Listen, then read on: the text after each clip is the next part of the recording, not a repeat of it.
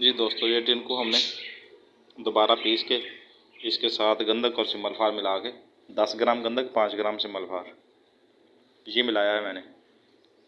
मिला के इसको अभी बंद करना है। लेकिन ये तांबे का ढक्कन है, ये मैं इसके ऊपर नहीं दूंगा।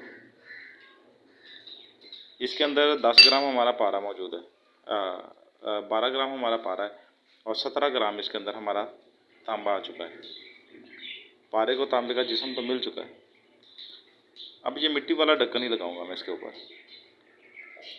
ये लगा के फिर इसको आग देते हैं।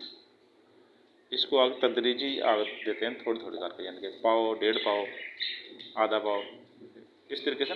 1 पाव, फिर आधा किलो, फिर 3 पाव, इस तरीके से मैं 3 आग दे दूँगा।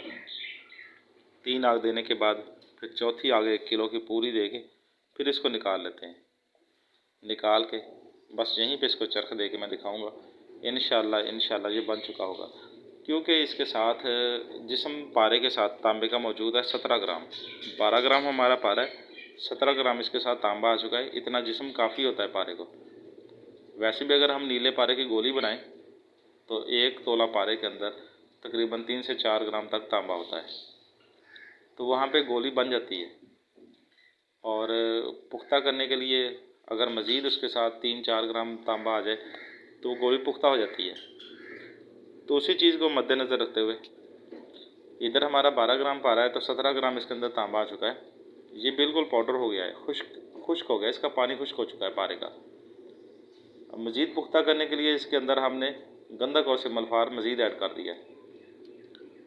ये दोनों चीज़ें इसको पकाने के लिए काम देंगी। बस इतनी ही आग इसको काफ़ी है। 1 पाव, आधा किलो, 3 पाव और फिर 1 किलो की आग। इसके बाद इसको निकालेंगे।